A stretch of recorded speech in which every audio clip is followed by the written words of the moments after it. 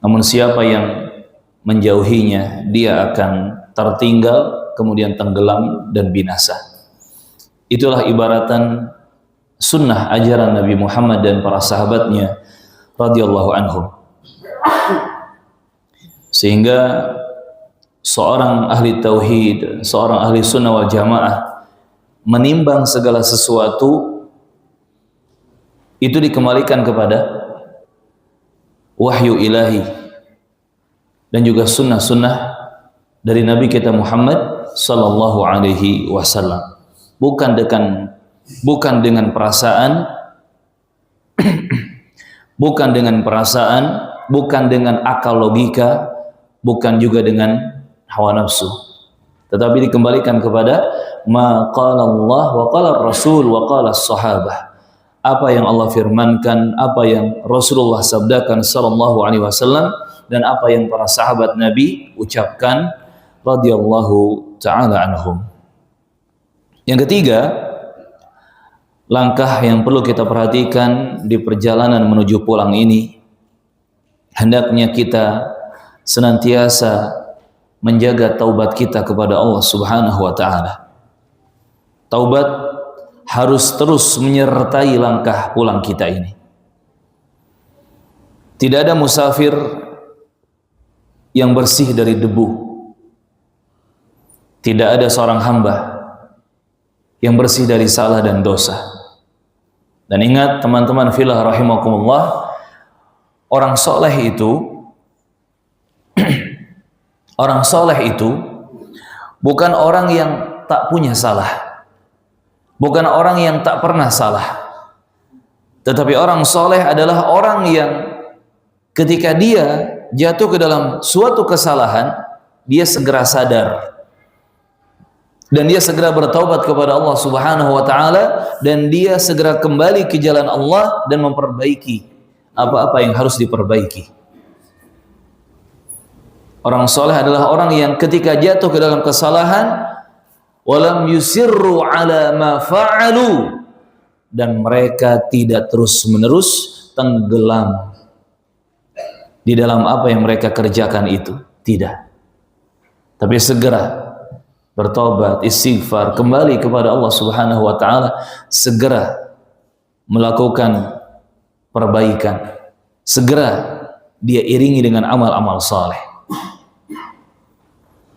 Makanya Allah menyebutkan illa man taba wa amana wa amila salihah, kecuali dia yang bertobat dan beriman dan mengerjakan amal saleh. Dalam satu ayat disebutkan wa aslaha, dan dia melakukan perbaikan.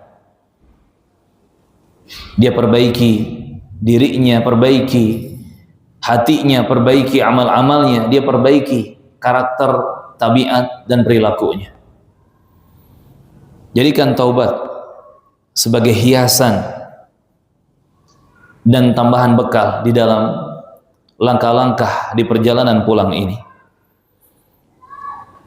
Di surah An-Nur ayat ke-31 Allah menyeru, wa tubu ilallahi jami'a, wa tubu ilallahi jami'an ayyuhal mu'minun, dan bertobatlah kalian semua kepada Allah Subhanahu wa taala, wahai orang-orang yang beriman, la'allakum tuflihun, agar kalian beruntung. Niscaya kalian akan mendapatkan kemenangan, keselamatan, keberuntungan. Maka bertobatlah kepada Allah Subhanahu wa taala. Sampai kata Imam Ibnu Qayyim rahimahullahu taala, perjalanan menuju Allah Subhanahu wa taala tidak mungkin bisa dilakukan tanpa kendaraan taubat. Misalkan ada seseorang yang merasa dirinya gak butuh taubat, dia sedang fokus meniti jalan menuju Allah, sampai dia sombong dan dia mengatakan saya tidak butuh taubat, saya tidak harus bertobat. Ini gak mungkin sampai di hadapan Allah Subhanahu wa taala. Karena perjalanan menuju Allah Subhanahu wa taala justru dibutuhkan di situ adanya kendaraan taubat. Dan ingat Allah Subhanahu wa taala, kata Nabi Muhammad sallallahu alaihi wasallam, sangat suka, sangat cinta, sangat senang ketika ada seorang hamba yang bertobat kepadanya. Mengalahkan rasa senang seorang hamba entah ketika hamba itu mendapatkan sesuatu yang sangat dia impikan, atau dia mendapatkan sesuatu yang sangat dia butuhkan lalu hilang dan kembali lagi. Intinya kesenangan manusia, rasa bahagia manusia sebesar apapun itu belum ada apa-apanya dibandingkan dengan rasa senangnya dan rasa sukanya Allah Azza wa Jalla terhadap hamba yang bertobat. Sampai Nabi menjamin kebersihan bagi hamba yang betul-betul bertobat kepada Allah, taubatan nasuha. At-taibu ilallah kaman la dzanba lahu. Siapa yang bertobat serius, taubatan nasuha di hadapan Allah, dia bertobat jujur kepada Allah, maka dia seperti orang yang tidak punya dosa sama sekali. Bersih. Dosa-dosanya diampuni oleh Allah Azza wa Jalla karena taubatnya yang nasuha. Dalam satu riwayat disebutkan kayaumin waladathu ummuhu. Seorang hamba jika betul-betul bertobat jujur kepada Allah, maka di hari itu dia seperti berada di hari di mana ibunya baru saja melahirkannya, bersih, tanpa noda dan dosa sama sekali.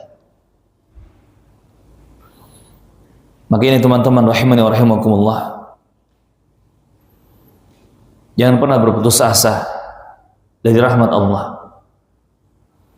Sebesar dan sebanyak apapun kesalahan kita atau dosa-dosa kita, Allah Maha Pengampun. Dan Allah menunggu hambanya untuk bertobat kepadanya. Sepanjang malam Allah Subhanahu wa ta'ala menunggu hamba-hambanya bertobat dari dosa di siang hari. Dan esok di siang hari, sepanjang siang Allah Subhanahu wa ta'ala menunggu hamba-hambanya yang bertobat dari dosa-dosa di malam hari. Dan dengan taubat, perjalanan menuju pulang akan dimudahkan. Bahkan akan terhiasi dengan hiasan-hiasan yang indah. Taubatan nasuha di hadapan Allah Subhanahu wa ta'ala. Sebelum melanjutkan langkah keempat dan seterusnya, kami ingin menyampaikan nasihat terkhusus kepada para wanita muslimah. Terlebih perjalanan dan perjuangan seorang wanita muslimah itu dihadapkan kepada berbagai macam ujian yang berat. Wahai muslimah, engkau tidak diciptakan untuk kuat setiap saat, tetapi untuk bergantung kepada yang maha kuat, Allah Subhanahu wa ta'ala. Perjalananmu menuju pulang tidak selalu sunyi. Ada air mata yang jatuh diam-diam. Doa yang kau simpan dalam sujud panjang. Dan lelah yang tak sempat kau ceritakan pada siapapun selain Allah Tabaraka wa ta'ala. As-salafus salih memahami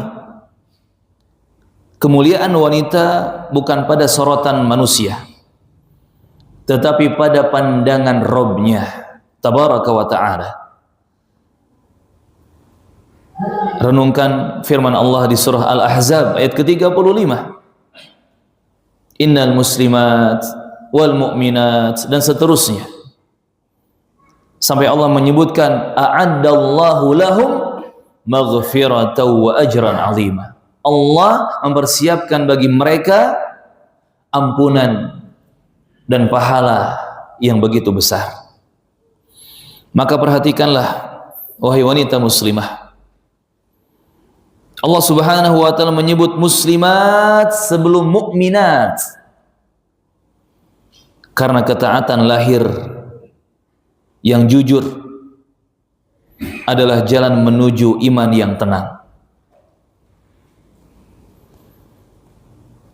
Ketika engkau lelah, wahai muslimah, ingatlah, kelelahanmu bukan tanda kegagalan, tetapi tanda bahwa engkau masih berjalan. Fatimah radhiyallahu anha, putri Nabi sallallahu alaihi wasallam, pernah menggiling gandum hingga tangannya kasar. Namun Rasulullah tidak mengajarinya dunia, beliau mengajarinya zikir. Zikir untuk selalu ingat kepada Allah Subhanahu wa taala. Karena orang-orang soleh tahu, ketenangan wanita bukan dari istirahat badan semata, tetapi dari hati yang dekat dengan Allah Subhanahu wa ta'ala. Ketika engkau merasa tak dilihat, wahai muslimah, ingatlah Allah melihatmu. Bahkan saat amalmu yang kecil dan tersembunyi. Nabi bersabda sallallahu alaihi wasallam, "Inna Allah la yanzuru ila ajsamikum wala ila suwarikum, walakin Allah yanzuru ila qulubikum wa a'malikum." Sesungguhnya Allah tidak melihat bentuk tubuh kalian, rupa kalian, tetapi sesungguhnya Allah melihat pada hati kalian dan amal-amal kalian. Banyak muslimah yang solihah di zaman salaf dulu tidak dikenal namanya di dunia, namun harum amalannya di langit sana. Ketika engkau takut tidak selamat, wahai muslimah, ketahuilah takutmu adalah rahmat. Aisyah radhiyallahu anha bertanya tentang ayat Al-Mu'minun ayat ke-60. Walladzina yu'tuna ma atau wa qulubuhum wajilah. Dan tentang orang-orang yang mereka beramal soleh atau memberi dengan segala apa yang mereka bisa korbankan dalam kebaikan, lalu hati mereka merasa takut, gemetar, khawatir. Aisyah bertanya, apakah mereka yang berbuat maksiat? Nabi menjawab sallallahu alaihi wasallam, tidak, wahai putri Siddiq. Mereka adalah orang-orang yang mengerjakan amal saleh, yang salat, yang berpuasa, yang sedekah. Namun setelah itu mereka takut, khawatir amal-amal mereka tak layak diterima di sisi Allah Subhanahu wa ta'ala. Harapan mereka besar setelah beramal soleh, berharap kepada Allah agar Allah menerima amal-amal soleh mereka. Inilah ketakutan seorang wanita salihah yang sebenarnya. Takut tidak diterima amal-amalnya, bukan takut dunia. Ketika engkau jatuh, wahai muslimah, bangkitlah dengan taubat, bukan putus asa. Bukankah Allah berfirman di surah Az-Zumar ayat ke-53, "Qul ya ibadiyalladzina asrafu ala anfusihim la taqnatu min rahmatillah." Wahai hamba-hambaku yang mereka melakukan perbuatan melampaui batas terhadap diri mereka sendiri, jangan kalian berputus asa dari rahmatku. Jangan kalian berputus asa dari rahmat Allah, dari kasih sayang Allah. Maka orang-orang soleh mengatakan, orang yang paling dekat dengan Allah bukan yang tak pernah jatuh, tetapi yang paling cepat kembalinya, paling cepat taubatnya dan istighfarnya kepada Allah Subhanahu wa ta'ala. Wahai muslimah, barakallahu fiikun, perjalananmu menuju pulang tidak harus sempurna, tetapi harus jujur. Tidak harus dikenal, tetapi harus ikhlas. Tidak harus selalu tersenyum, tetapi jangan tinggalkan sujud. Jika hari ini engkau menangis, biarlah itu di hadapan Allah, karena bisa jadi air mata itulah yang akan menyelamatkanmu biiznillah saat engkau dipanggil untuk pulang. Ya ayyatuhan nafsul mutmainnah, irji'i ila rabbiki radiyatan mardiyah. Semoga saat panggilan itu datang, engkau pulang bukan dengan tangan kosong, tetapi dengan hati yang pernah sabar, hati yang taat, dan terus berharap kepada Allah Tabaraka wa Ta'ala. Teman-teman fillah rahimakumullah, kita lanjutkan ke langkah yang keempat dan seterusnya. Langkah-langkah yang harus kita perhatikan sebagai bekal di perjalanan menuju pulang ini. Yang keempat adalah usahakan amal soleh kita konsisten. Ini bekal yang utama. Konsistensi dalam beramal soleh, istiqamah. Tidak harus banyak, tapi harus terus hidup amal-amal soleh itu sampai kita mati. Kata Nabi SAW dalam hadis muttafaqun alaih, riwayat Al-Bukhari dan Muslim, ahabul a'mali ilallah adwamuha wa in qallah. Amal soleh yang paling Allah cintai adalah yang terus menerus dikerjakan, yang dawam, mastamarra, yang terus menerus dilakukan, walaupun sedikit demi sedikit. Bahkan orang-orang soleh di zaman dahulu, mereka takut dengan amal besar tetapi putus, dan mereka lebih mencintai amal yang kecil yang terus menemani usia kehidupan mereka selama hidup di dunia. Yang kelimanya, jamaah rahimakumullah, kita percepat. Hati yang hidup dengan zikir dan doa. Hati yang hidup dengan zikir, mengingat Allah dan doa kepada Allah Subhanahu wa Ta'ala. Di mana perjalanan panjang itu membuat hati kering bila ia jauh dari zikir dan doa kepada Allah Subhanahu wa Ta'ala. Bahkan hatinya bisa sakit, qalbun marid, atau bahkan lebih parahnya bisa menjadi mati, qalbun mayyit. Na'udzubillah. Maka basahilah hati kita dalam perjalanan pulang ini dengan banyak-banyak zikir dan doa kepada Allah Subhanahu wa Ta'ala. Bukankah Allah berfirman di surah Ar-Ra'd ayat 28, ala bidzikrillahi tatma'innul qulub.